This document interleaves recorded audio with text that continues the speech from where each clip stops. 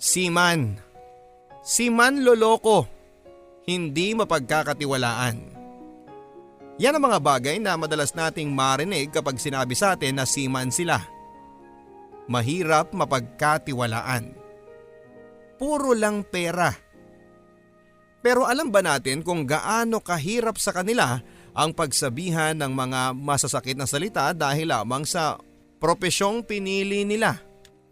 Sa mundong puno ng taong mapanghusga, paano mo nga ba mapapatunayan ang sarili mo kung sa simula pa lang ng gyera ay talo ka na?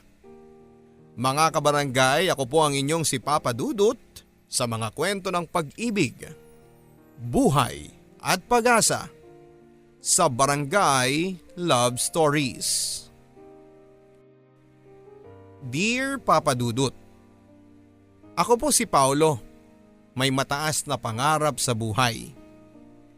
Hindi kagwapuhan pero ang sabi nila ay malakas daw ang dating ko sa babae. Dahil na rin sa magandang sense of humor ko. Masarap daw akong kausap kaya naman hindi sa pagmamayabang ay marami ang nagkakagusto sa akin.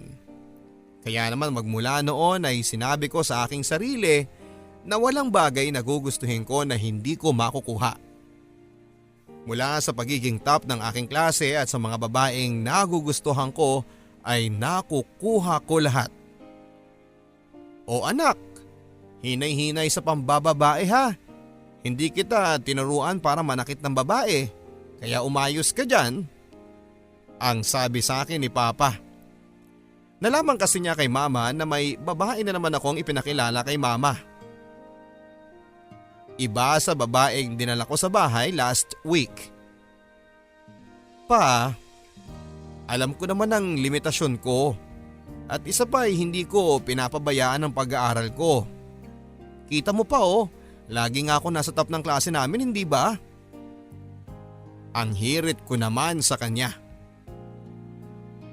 Oo anak, alam ko naman yun eh. Ang sakin lang naman, pinapaalalahanan kita. May kapatid ka ding babae at hindi mo gugustuhin na masaktan ng kapatid mo, hindi ba? Ang sabi ni Papa sa akin. Tumango na lamang ako kasi kung ipapatungkol ko pa ang sarili ko ay hahaba pa ng hahaba ang aming pag-uusap. Isang seaman si Papa kaya naman hindi kami gaanong close kasi every 9 months lang siya kung umuwi. Kaya siguro mas napapalapit ang loob ko kay Mama. Mabait naman si Papa. May pagka-stricto nga lang talaga pero kahit na ganoon ay masasabi kong isa siyang napakabait na tatay. Napakabait na tatay sa amin ang aking kapatid na si Hana. 3 kaming magkakapatid, Papa Dudut, at ako ang panganay. Pangalawa si Hana at bunso naman si Lloyd. Close kaming 3 at wala kaming sekretong tinatago sa isa't isa. Lalo na noong nagka-boyfriend si Hana at hindi niya sinabi kay Mama. Ako talaga ang todo tago tuwing may date sila. Hindi naman ako istriktong kuya, Papa Dudut. Gusto ko din kasing mag-enjoy ang kapatid ko at naiintindihan ko siya pero hindi ako nagkulang sa aking pangaral sa kanya na lahat ng bagay ay may limitasyon. Kaya naman kapag ako din ang may kasalanan ay lagi din akong kinakampihan ni Hana. Lalo na kapag pinapagalitan ako ni Mama. Wala naman akong mahihiling sa aking pamilya, Papa Dudut, dahil marunong naman ako makontento sa kung ano ang meron sa amin. Ang sabi nga nila, ang pamilya mo ang isang bagay na kahit kailan ay hindi ka iiwanan. Graduate ako ng high school na valedictorian, Papa Dudut. Wala si Papa sa espesyal na araw ko kasi sumampa na siya pagkatapos ng 2 buwan na bakasyon. Sobrang daming handa at sobrang daming bisita din. Sa handaan na yon ay nakilala ko naman si Monica. Maganda siya, Papa Dudut, pero may pagkasuplada. Kaya ako naman bigla na namang umandar ang radar ko kaya naman nilapitan ko siya para kausapin. Hi! Ako nga pala si Paulo. Ang sabi ko sa kanya habang nakaupo siya na mag-isa at tila may ka-text. Tumingin siya sa akin at ngumiti lang. Hindi niya nakita ang kamay ko na inabot ko sa kanya para makipag-shake hand sana. Tingin ka ng tingin sa cellphone mo baka mamaya maduling ka niyan. Ang hirit ko naman sa kanya. May kailangan ka ba kuya? Kasi ayaw ko nang kausap Ang sabi nito sa akin. Aba, mataray talaga siya Papa Dudut. Pero gaya nga ng sinabi ko, I always get what I want. Baka kailangan mo nga ng makakausap Ang sabi ko naman. Siyempre medyo nagpa-humble naman ako. Baka mamaya isipin niya na masama akong lalaki. Bakit ba ang kulit mo ha? Ang sabi niya sa akin. Nakita ko ang pagsasalubong ng kanyang kilay. Naramdaman ko lang kasi na malungkot ka. Celebration pa naman ang graduation ko tapos ganyan ka. Ikaw ba yung anak ni Auntie Tet? Ang tanong ko. Si Auntie Tet ang pinaka-close ni Mama sa kanyang mga amiga. Simula pa lang noong bata ako madalas ko na siyang makita na pumapasyal sa bahay tapos lagi siyang kinikwento ni Mama kay Papa. Pero hindi ko naman alam Papa Dudut na may ganitong kagandang anak si Auntie Tet. Sorry ha, nasungitan kita. Ako nga pala si Monica. Medyo nag-aaway kasi kami ng boyfriend ko Ang sabi niya. Straightforward din pala itong babaeng ito Papa Dudut. At hindi din siya nahiya na sabihin sa akin na nag-aaway sila ng boyfriend niya. Hulaan ko ha, dahil ba yan sa ex niya na hindi makaget over? Ang tanong ko sa kanya at tumawa ito. Ganyan ba talaga kayong mga lalaki? Hindi makontento sa isa at kailangan pa ng choices? Ang sabi naman niya sa akin. Umiling ako sa kanya. Ganyan ba kayong mga babae? Ang sama ng tingin ninyo sa aming mga lalaki. Ang sabi ko at pagkatapos ay tumawa ito ng malakas. Akalain mo yun Papa Dudut. Kanina akala ko hindi na uubra sa kanya ang charm ko. Napatawa ko pa siya at ang ibig sabihin nito ay isang magandang simula sa pagitan naming dalawa. Magtatapos na ang bakasyon pero wala pa rin akong maayos na plano kung ano nga ba ang kukunin ko sa college. Kaya naman kinausap ako ni Mama tungkol dito. Anak, ano bang nangyayari sa'yo? Aba may plano ka bang mag-aral? Mag-June na pero hindi ka pa rin nakakapagpa-enroll. Ang sabi ni Mama sa akin. Halata mo kay Mama ang pag-aalala. Siyempre, ayaw naman niyang tabarin ako sa pag-aaral. Ako kasi ang bukang bibig niya sa mga amiga niya na ako daw ang pinakamatalino sa klase. Alam niyo yun Papa Dudut, yung tipong nakaka-pressure minsan. Ma, pwede bang bukas ko na sagutin ang tanong niyo sa akin? May date ako Ang sabi ko kay Mama na lalo niyang kinainis. Isa pa yung date na yan ha. Ano tong naririnig ko kay Auntie Tet mo na pinopormahan mo daw ang anak niyang si Monica? Naku Paulo ha. Utang na loob. Anak yun ang amiga ko. Baka kung ano naman ang gawin mong kalokohan ha, baka mapahiya lang ako. Ang galit na sabi ni Mama. Tama si Mama. Madalas ay nagde-date talaga kami ni Monica. Nag-break na sila ng boyfriend niya at magmula noon ay naging mag-MU na kami. O di ba ang saya? Nakakadagdag sa aking pagkalalaki. Ma, relax ka lang. Nakakalimutan mo atang matalino tong anak mo At alam ko kung anong ginagawa ko Ma. Alam ko naman na ayaw mong masira ang tiwala ni Auntie Tet, di ba? Kaya Ma, I got this okay. Ang sabi ko kay Mama. Konting lambing lang naman sa kanya ay agad na rin magbabago ang mood niyan. Konting sabi lang na maganda ang damit niya o kaya ay ang sexy niya tapos ay okay na ang lahat. Mabait naman si Mama, kaya siguro ako ang paborito niya kasi madalas ko siyang lambingin Papa Dudut. O basta ha, yung sinasabi ko sa'yo, Pag-isipan mo na kung anong kursong kukunin mo ha. Para masabi ko na kay papa mo kasi lagi niya akong tinatanong wala naman ako maisagot. Ang paalala ni mama sa akin. Kaya naman kinagabihan pag-uwi ko galing ng date ay humiga ako sa kama. Nag-isip-isip at tumingin sa may bintana. Binilang ang bituin. Ano nga ba talagang gusto ko sa buhay?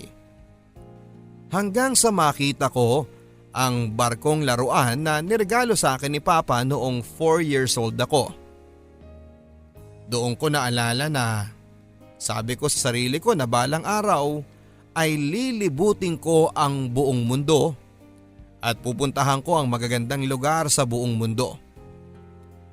Hanggang sa makatulog ako at nanaginip akong naglalayag daw sa dagat kasama ang babaeng hindi ko naman kilala.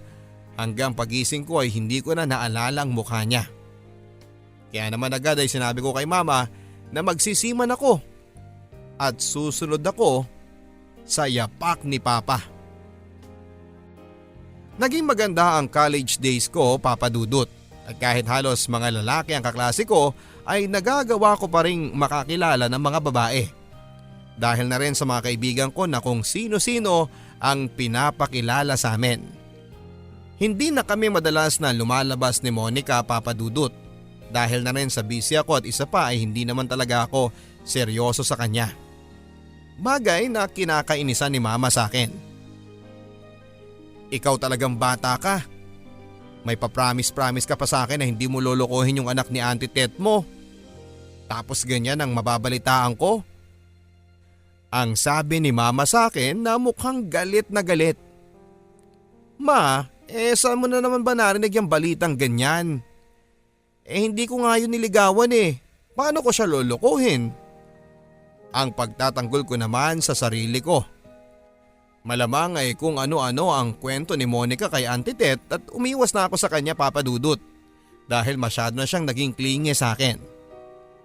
Bakit ang sinasabi ni Monica niloko mo daw siya? Iniwan mo ganyan? Ang dagdag pa ni mama.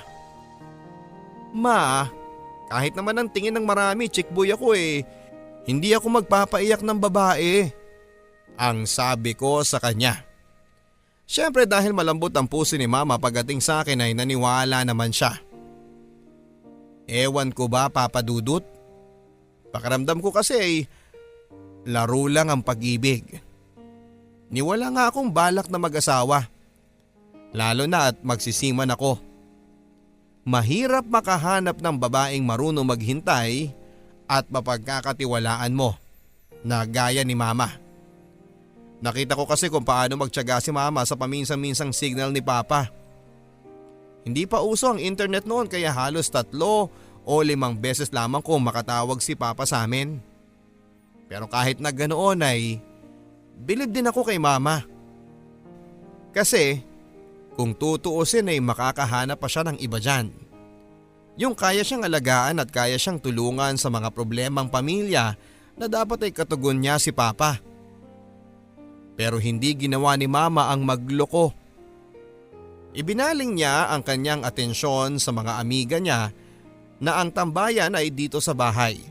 Ewan ko ba sa sarili ko kung bakit sa dami ng pwedeng maging course ay maritime engineering pa ang kinuha ko.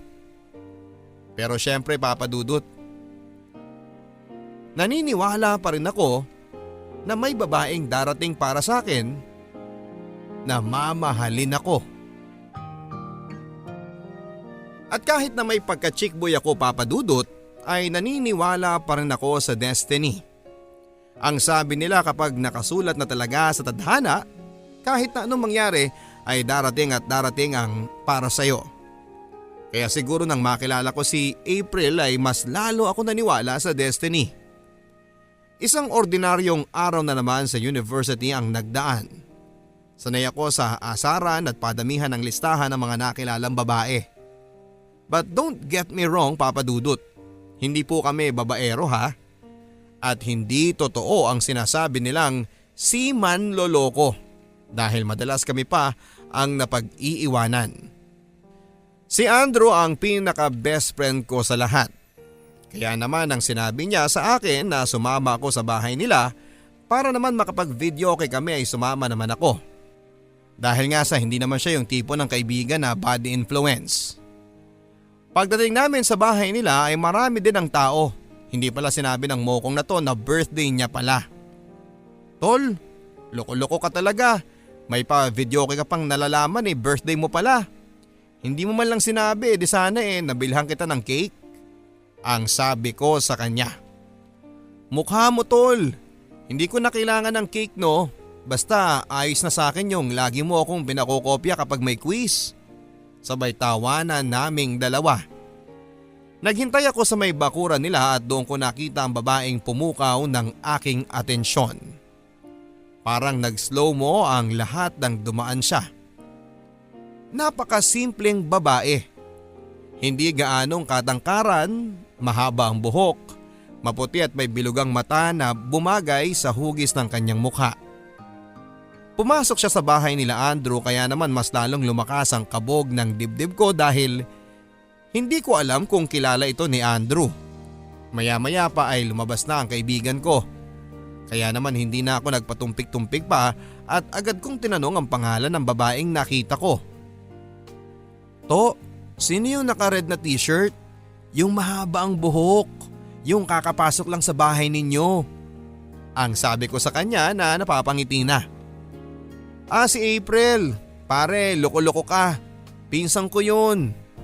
Teka, alam mo kung may binabala ka wag mo nang ituloy ha. Sigurado ako na hindi ka uubra sa kanya. Suplada yun. At saka wala yung panahon para ligawan. Sobrang nasaktan yung sa ex niya na ng babae porket malayo sila. 4 years din sila nun kaya nag-focus na siya sa career. Gusto kasi nun na mag-abogado kaya kung ako sa'yo, hayaan mo na. Next victim ka na lang, ang sabi sa akin ni Andrew. Pero syempre, ang sabi ko nga sa inyo Papa Dudut, I always get what I want. Kaya naman hindi ako tumigil para nang sa ganoon ay muling magtagpo ang aming mga landas. Kahit mahirap Papa Dudut ay ginawa ko ang lahat para makilala siya. Kinulit ko ng kinulit si Andrew at halos araw-araw ko din siyang tinutulungan sa mga projects namin at mga assignments. Kaya naman napilit ko din siya na pumayag sa plano kong pakikipag-eyeball kay April. Sabado noon at wala namang pasok kaya sinabi ko sa kanya na sa simbahan na lamang kami magkita tapos ay dalhin niya si April doon. Total ay kaibigan din naman ni April ang girlfriend niya, kumbaga double date. Ang sabi ko ay sagot ko ang lahat kaya pumayag din tong loko-lokong kaibigan ko Papa Dudut. Nagtiyaga ako maghintay sa may simbahan. Kahit na ilang oras, basta lamang makita si April. Yun ang unang pagkakataon sa akin sa buhay ko na pakiramdam ko ay kailangan ko ng i-grab kasi kapag hindi ko ginawa ay baka pagsisihan ko. Maya-maya pa ay nakita ko na ang isang binibini. Nakasuot ng blouse na blue at sobrang simple niya pero ang ganda pa rin. At kung sineswerte ka nga talaga, tumabi pa siya sa upuan ko. Tinext ko si Andrew kung nasaan na siya kasi andito na si April. Kaya lang ang sagot niya ay malilate sila ng girlfriend niya. Ewan ko ba Papa Dudut pero yun yung first time na nautal ako na hindi ko alam ang gagawin. Pagkatapos ay tumawag si Andrew. Andito na raw sila at paglingon ko ay nasa likod ko na nga. Tol, andito ka pala. Ang sabi ni Andrew na kunwari ay walang alam. Uy Insan, ikaw din, andito ka pala. Ang bati naman niya kay April. Uy Insan, magsisimba din ba kayo? Hi Ate Jenny, ang sabi ni April. Narinig ko sa wakas ang kanyang malambing na tinig at halos natameme na lamang ako.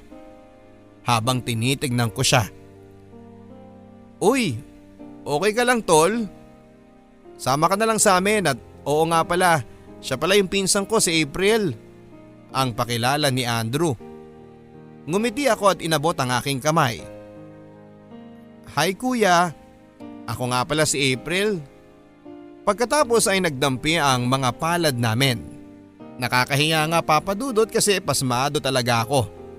Pero first time kong kiligin ng ganon na ganong kabrutal tapos ay kuya daw. Na kuya zoned ako.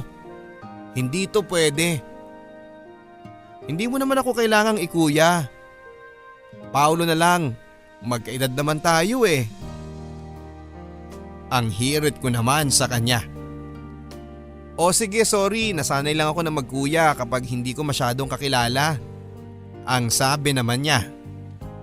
So kilala mo na ako ha, kaya hindi mo na ako kailangang ikuya, okay?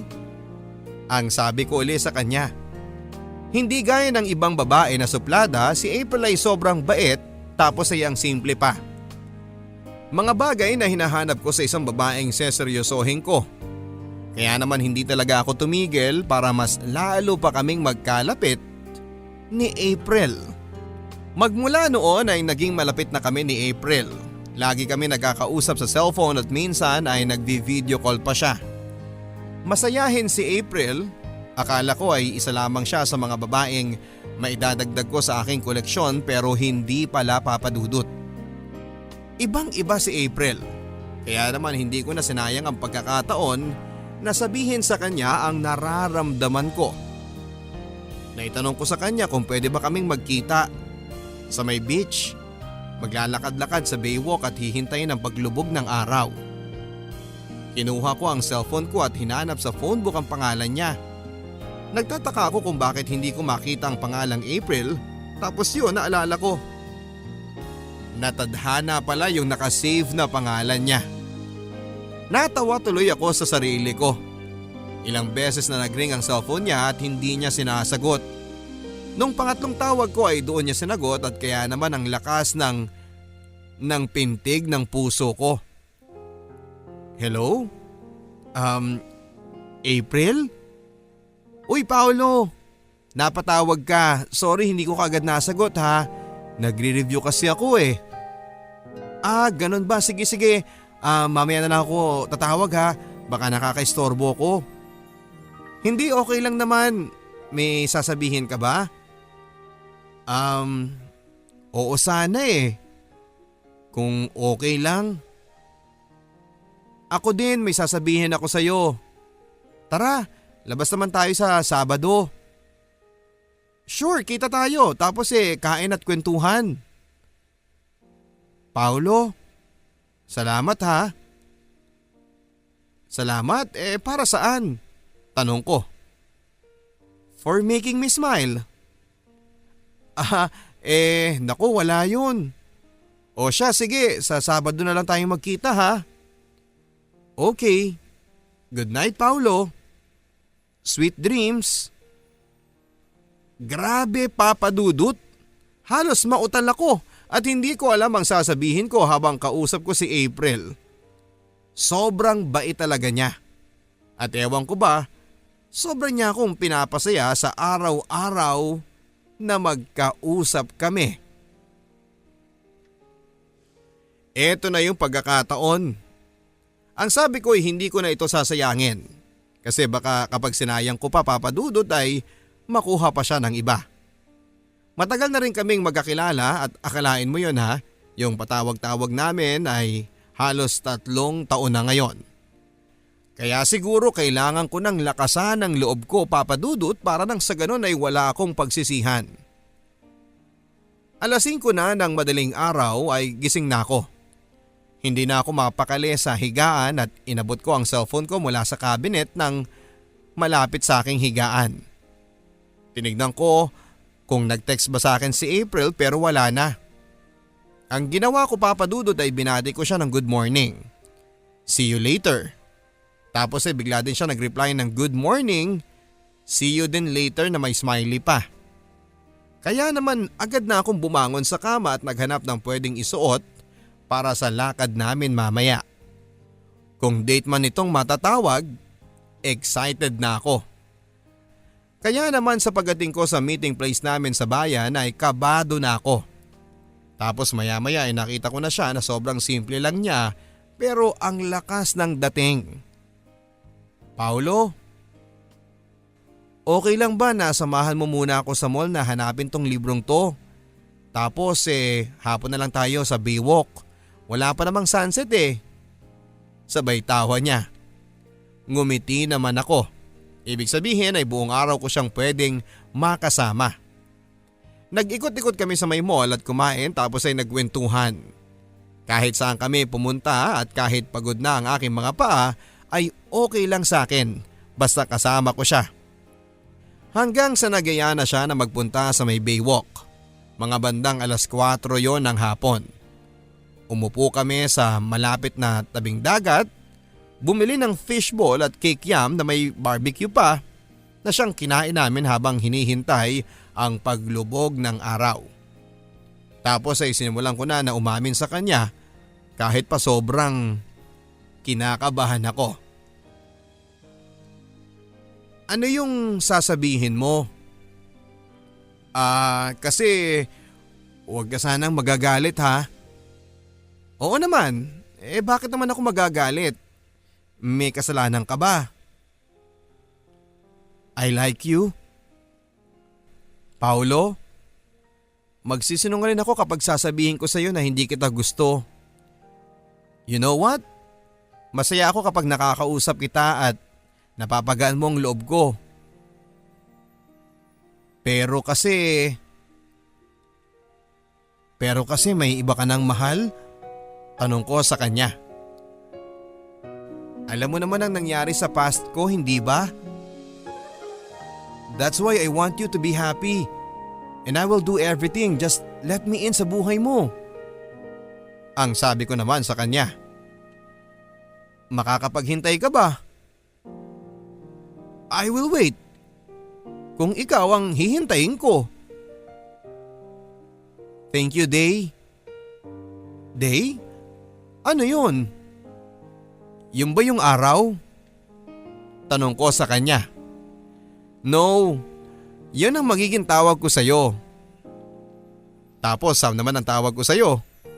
Ang sabi ko sa kanya. Sam? Bakit Sam? Tanong niya. Kasi hindi ba, hindi pa tayo pwede ngayon, so ikaw si Sam, ako si Day. Because someday, magiging tayo din. Masaya ang araw na yon, Papa Dudut. Chinerish namin ang oras na yon. Hindi pa man pwede na maging kami pero alam kong in God's perfect time ay magiging kami din ng aking tadhana. Someday. Nagsimulang maging tight ang relationship namin ni April. Siya ang naging inspirasyon ko para mas galingan ko pa sa pag-aaral. Kaya lang minsan, may darating talagang problema na gugulo sa maganda mong sinimulan. Day, naaalala mo ba si Dindo? Yung ex ko? Ang sabi ni April. Halata ang pagkabalisa sa kanyang boses. Oo naman. Bakit? Anong nangyari sa kanya? Ang sabi ko. Day, nahanap niya ako sa internet at sabi niya, magpapakamatay daw siya kapag hindi ako nakipagbalikan sa kanya. Natatakot ako. Ayoko na sa kanya at hindi ko na kayang masaktang pang muli. Tama na yung minsang nagpakatanga ako sa kanya. Narinig ko ang pag-iyak niya. Si Dindo ang ex niya at halos 3 taon din sila ni April. Lahat ay ibinigay ni April sa kanya. Sa tuwing kailangan niya ng pera, kay April siya tumatakbo. Pero noong makapagtapos na at makapasa na sa board exam bilang CPA ay naghanap na ng iba. Tapos ay iniwan niya si April. Kaya sobrang sakit para kay April yon. Kaya naman hindi ko din siya masisisi kung ayaw niya na sumubok pang magmahal. Relax. Take it easy. Huwag kang masyadong magpa-stress sa mga bagay na wala na. Kung magpapa-apekto ka sa kanya, ikaw ang talo. Andito lang ako sa tabi mo. Ang sabi ko sa kanya. At pagkatapos noon, Papa Dudut, ay naging okay na rin si April. Masaya ako at nakatulong din ako sa kanya kahit na sa maliit na paraan. Hanggang sa graduate na ako. Simula ng mas mahirap na pagsubok para sa aming dalawa. Nag-ayos agad ako ng papers dahil yun ang gusto ni Papa. Kailangan daw ay makakuha kaagad ako ng experience para tumaas agad ang rank bilang seaman. Ayokong pakawalan ng chance na yon, Papa Dudut. Kasi yon ang pangarap ko. Pero isa lang ang ibig sabihin nito, ang paghihiwalay ng landas namin ni April. Huwag mong pababayaan ang sarili mo dito, ha? Oo naman. At ikaw din. Mas kailangan mong alagaan ang sarili mo. Paalala ni April. Sana mahintay mo ko, April. Only God knows. Alam mo naman na super special ka sa akin. And as long as we trust each other, magiging okay naman ang lahat.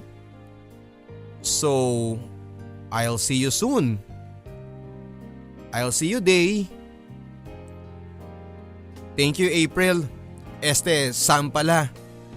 Mamimiss kita. Ang sabi ko sa kanya. Mas mamimiss kita, Day.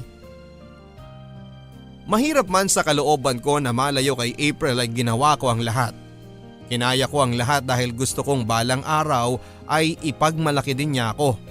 At balang araw ay maging kami na at masabi ko ng akin na talaga siya.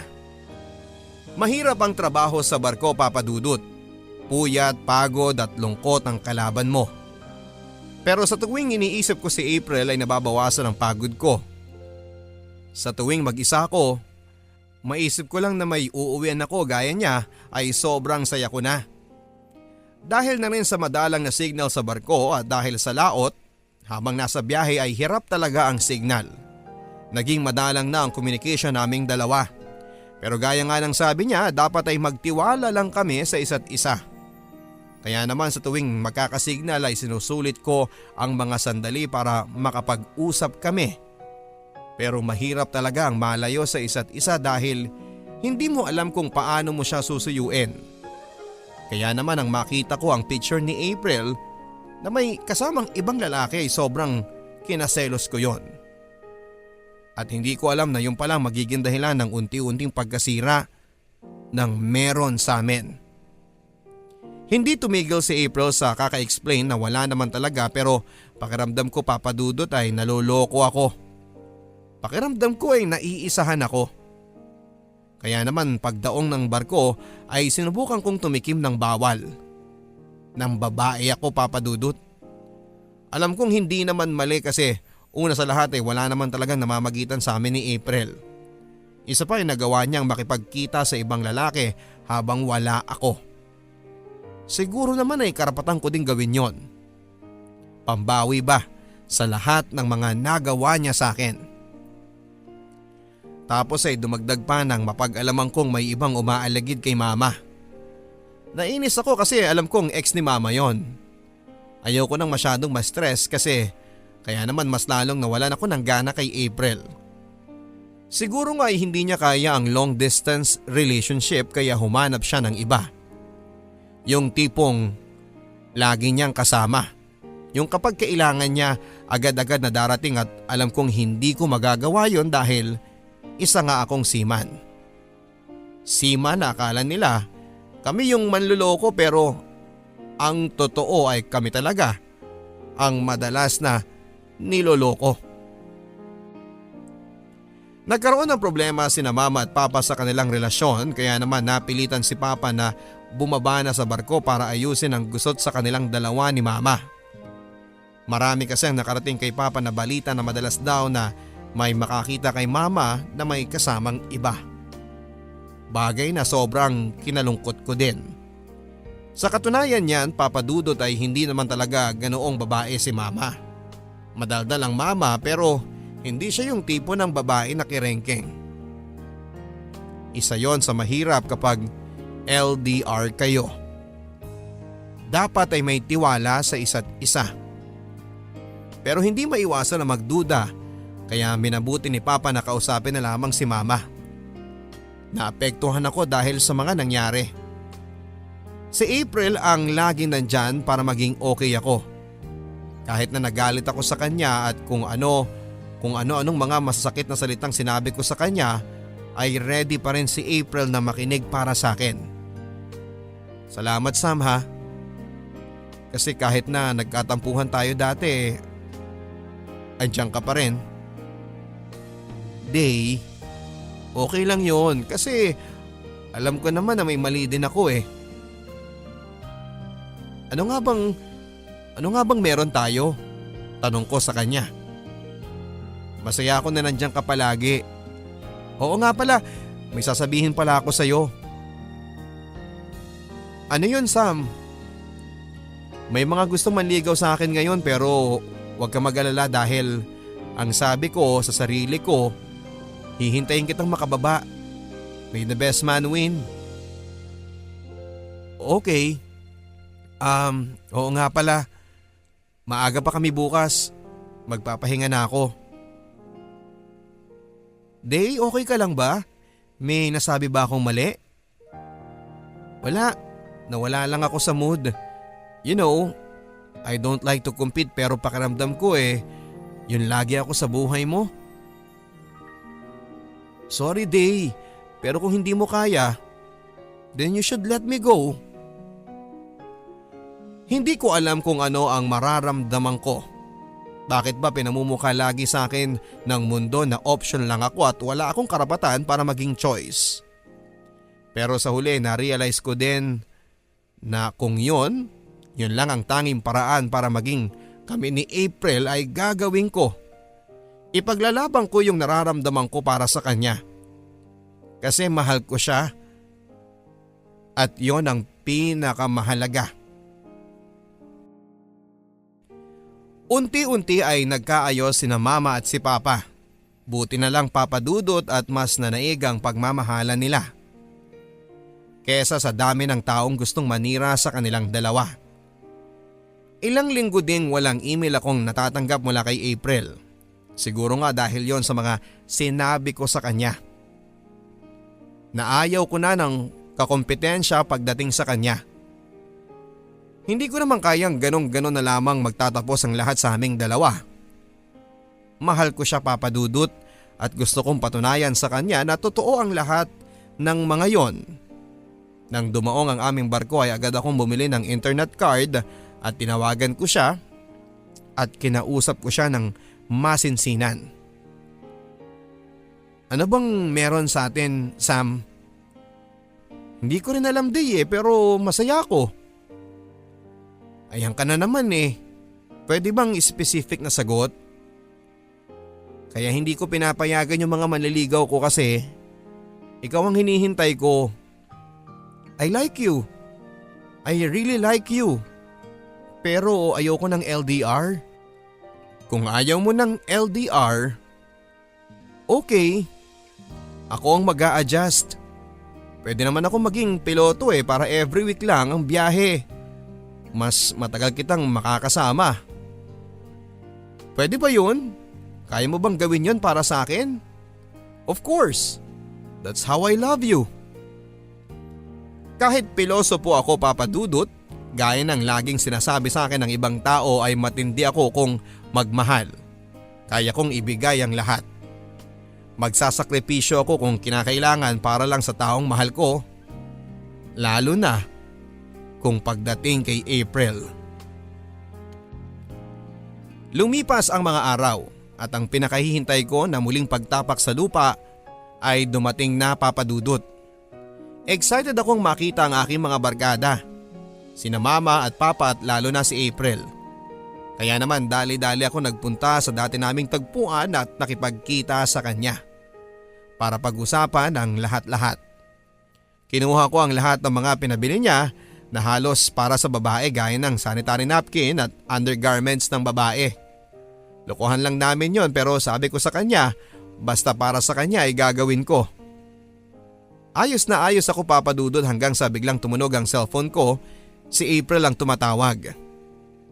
Hello Sam, excited ka na kaagad na makita ako no? Kaya tumawag ka para tanungin kung nasa na ako. Ang masaya kong bungad sa kanya. Pero narinig ko ang mahinang paghikbi ni April sa kabilang linya. Paulo, may boyfriend na ako. Kalimutan mo na ako, goodbye. Sabay baba ng telepono. Ang lakas ng pintig ng puso ko at totoo ba talaga ang lahat ng mga narinig ko? Pagkatapos ng lahat ay ganoon na lamang niya itatapon ang lahat at sasabihing may boyfriend na siya. Huminga ako ng malalim. Tinanggal ang suot kong sapatos at nagbihis muli. Nakita ako ni Papa. "Anak, akala ko may lakad ka." Ang tanong niya sa akin. "Wala pa. Tara, inom tayo pa." Ang yaya ko sa kanya. Agad naman itong pumayag at doon kami nagkwentuhan ni Papa. "Pa, ang hirap maging seaman, no?" Seryosong sabi ko kay Papa. Ininom muna ni Papa ang isang basong alak at saka nagsalita. "Ang lalim naman ng tanong mo, anak. Pero oo, totoo. Mahirap. Sobrang hirap. Akala nila madali lang ang kumita ng pera sa barko porket malaki ang sahod natin. Pero ang hindi nila alam, bawat dolyares na kinikita natin ay katumbas ng mga araw na tinitiis natin ang lungkot para lang sa kanila. Para mabigyan sila ng magandang kinabukasan." Ang sagot naman ni Papa sa akin. Tumingin ako sa kanya. Ganun na nga ang ginagawa natin pa. Pero minsan, nagmumukha pa tayong masama sa ibang tao dahil ang tingin sa atin, babaero. Ang sabi ko kay Papa at tumawa ito. Alam mo anak hindi lang naman seaman ang may kakayahan para mambabae. At saka isipin mo ha, paano tayo mambababae na halos sa dagat tayo manirahan? At saka isa pa anak, siguro madalas nang nilang sabihin yan kasi sa malaking sahod natin. Pero hindi ba nila naiisip anak na mas mahirap kumita ng pera sa barko? Kaya imbis na mambabae tayo, iipunin natin ang pera na maipapadala sa kanila. Ang sabi ni Papa. Siguro ang lahat ng yon ay napagdaanan na niya. Kaya naman alam niya ang lahat ng hirap. Alam mo, yung mama mo, ayaw niya talaga ako Kasi babaero daw ang mga seaman. Pero pinatunayan ko sa kanya na hindi yun totoo. Niligawan ko siya at kahit na anong pantataboy niya sa akin, ginawa ko pa rin ang lahat para maging kami. Hanggang sa nagbunga nga ang lahat at pinili niya ako. Ang sabi ni Papa. Ngumiti siya sa akin. Kumuha ng pulutan at ako naman ay napaisip kung kaya rin kaya akong ipaglaban ni April? Dahil na rin sa mga sinabi ni Papa ay ginawa ko ang lahat para patunayan ko din ang aking sarili kay April.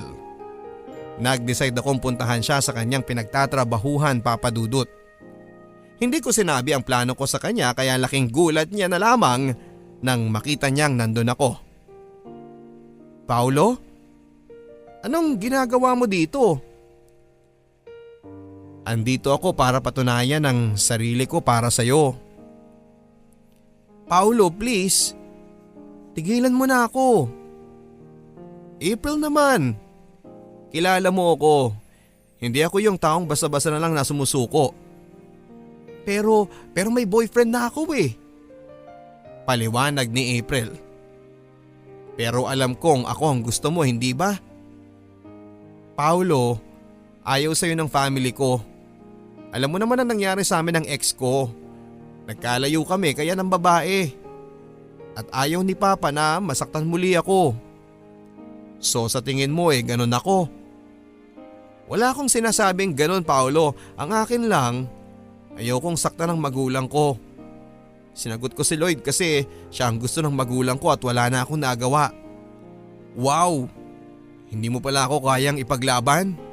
Pagkatapos ng lahat-lahat?" "I'm sorry, Paulo. Sana mapatawad mo ko. Kalimutan mo na ako." Kahit magkanda hilo-hilo ako sa barko at magsuka dahil sa malakas na hampas ng alon, lahat ng yon ay kinaya ko, Papa Dudut.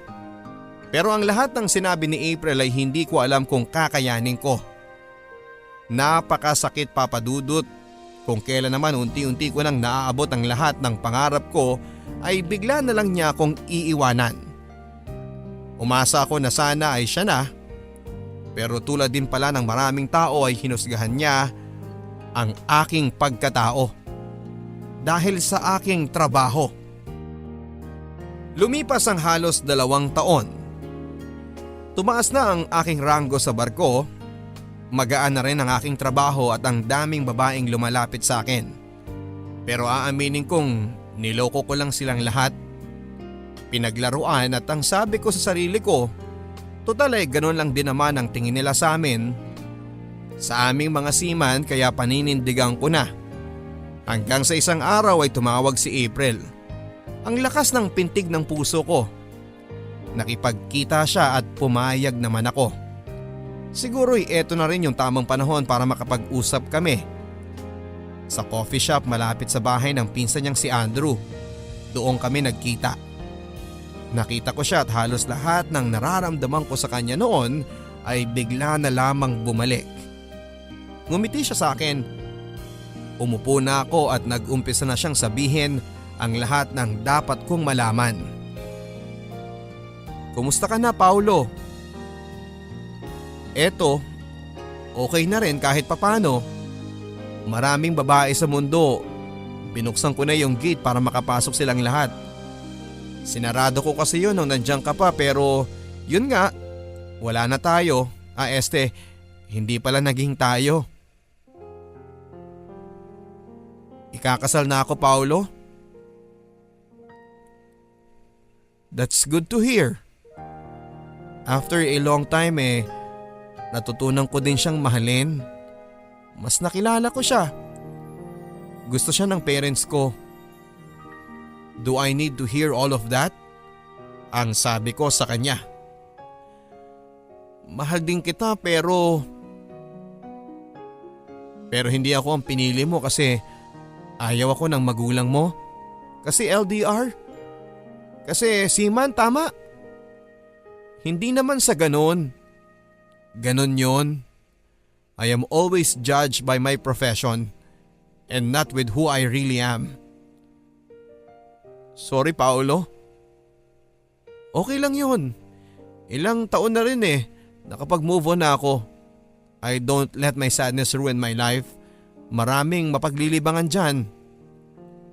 Sorry kasi ikaw sanang pipiliin ko pero ayaw kong sirain ang relationship ko with my family. Naiintindihan ko. Mahal mo pa ba ako? Tanong niya. Oo naman. At kahit ikakasal ka pa, the love that I have for you will never change. Kahit na ano pang mangyari. Someday, mahahanap mo rin yung para sa'yo. Oo. Someday. Sobrang sakit, Papa Dudut, pero wala na akong magagawa. Andito na yon. Tapos na ang lahat sa aming dalawa ni April. Kahit matagal na nga ang nangyari sa amin ni April, andito pa rin yung pagmamahal na meron ako para sa kanya, Papa Dudut. At alam kong kahit na ano pang mangyari ay hindi na yon magbabago. Tanga na kong tawagin pero mahal ko siya. At kahit sinaktan niya ako ay mahal na mahal ko pa rin siya. Ang dami kong pangarap para sa amin pero ang lahat ng yon ay naglaho na parang bula. Sa ngayon, Papa Dudut, ay konting hakbang na lang at magiging kapitan na rin ako ng barko. Hanggang ngayon ay wala pa ding seryosong relasyon. Siguro sa susunod na magmamahal ako ay gusto ko yung kaya akong ipaglaban at kaya akong mahalin at pagkatiwalaan. Medyo matatagalan pa yon pero alam kong balang araw ay magkakaroon yon ng katuparan. Maraming salamat sa chance na ibinigay niyo sa akin, Papa Dudut, para i-share ang kwento ng aking buhay at pag-ibig. Sana'y maging daan ito para hindi na kami husgahan ng tao bilang si manloloko. Dahil hindi naman lahat ng tao ay pare-pareho. At hindi naman seaman lang ang pwedeng magloko. Lahat naman ay pwedeng gawin yon pero sana'y maintindihan din nila na ang kailangan ng isang seaman ay pangunawa, at isang babaeng mapagkakatiwalaan kahit na anuman ang mangyari. Maraming salamat po Papa Dudut and more power sa inyong programa. Ang inyong kapuso at kabarangay, Paulo. Madalas nating marinig ang salitang si manloloko. Pero totoo ang sabi ng ating kabarangay na si Paulo na hindi lang naman siman ang kayang manloko. Pero hindi ba at mas mahirap sa ating manlalayag ang mga bagay na binabato sa kanila? Na ang tangi lang naman nilang gusto ay ang makatulong sa kanilang pamilya at makahanap ng taong mamahalin at pagkakatiwalaan sila.